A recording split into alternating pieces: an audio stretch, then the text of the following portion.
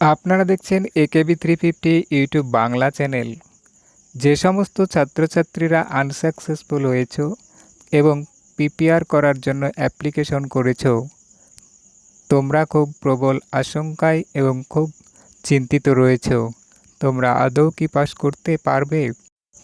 তাই তোমাদের জন্য কিছু গুরুত্বপূর্ণ ইনফরমেশন নিয়ে হাজির হয়েছি আজকের ভিডিওতে। ভিডিওটি স্কিপ না করে সম্পূর্ণ দেখতে থাকো। চ্যানেলে নতুন হয়ে থাকলে চ্যানেলটি সাবস্ক্রাইব করে অল নোটিফিকেশন অন করে রাখো।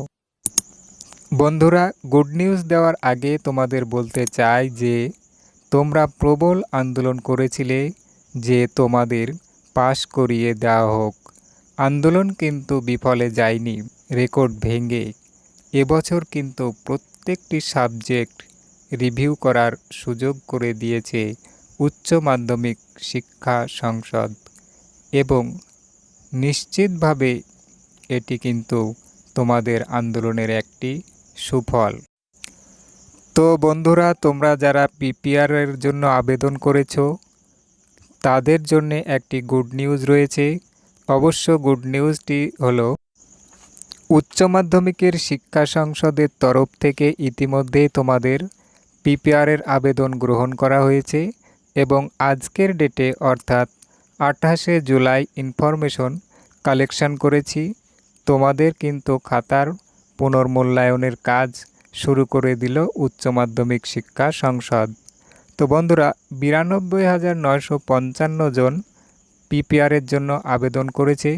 তো তোমরা প্রশ্ন করতেই পারো যে 80,000 ছাত্রছাত্রী আনসাকসেসফুল হয়েছিল, তাহলে 92,900 জন কীভাবে পিপিআরের জন্য আবেদন করেছে?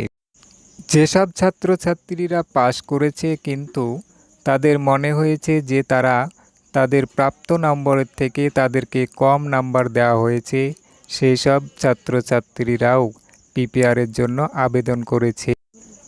এখন পর্যন্ত যেসব ছাত্রছাত্রীরা আনসাকসেসফুল হয়ে আছো কিন্তু পিপিআর করনি, তাদের আমি রিকোয়েস্ট করব যে আনসাকসেসফুল ছাত্রছাত্রীদের এখন একমাত্র পথ হলো পিপিআর করা।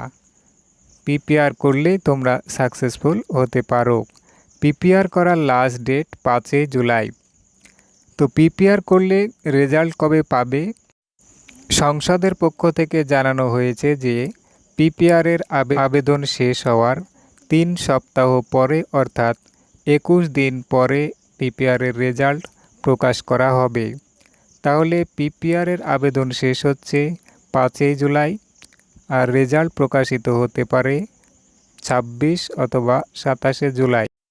যে সমস্ত ছাত্রছাত্রীরা পিপিআর অ্যাপ্লিকেশন করেছো, তোমরা অনলাইনে পিপিআর অ্যাপ্লিকেশনের স্ট্যাটাস, পিপিআর রেজাল্ট অনলাইনে চেক করতে পারবে। কিভাবে চেক করতে পারবে তার একটি ভিডিও আমার এই চ্যানেলে আপলোড করা আছে, তোমরা চ্যানেলে গিয়ে দেখে নিতে পারো। পিপিআর করলেই যে সকল ছাত্রছাত্রী পাস করবে এমনটা বলা যাবে না, তবে বেশিরভাগ ছাত্রছাত্রী এবছর পাস করবে। যেসব ছাত্রছাত্রীরা 1 থেকে 10 নম্বরের মধ্যে কম পেয়ে আনসাকসেসফুল হয়েছে তারা অবশ্যই পাস করবে। এক সূত্র মারফত জানা যাচ্ছে যে সকল ছাত্রছাত্রী যারা পিপিআর করেছে তাদেরকে 15 নাম্বার বর্ধিত দিয়ে পাস করানোর চেষ্টা করা হচ্ছে। এটা কোনো অফিসিয়াল তথ্য নয়, তবে কথাটা সত্যি কিনা তার জন্য পিপিআর রেজাল্ট প্রকাশ হওয়া পর্যন্ত অপেক্ষা করতে হবে। এরকম লেটেস্ট আপডেট পেতে ভিডিওটিতে একটি লাইক করে চ্যানেলটি সাবস্ক্রাইব করে অল নোটিফিকেশন অন করে রাখো।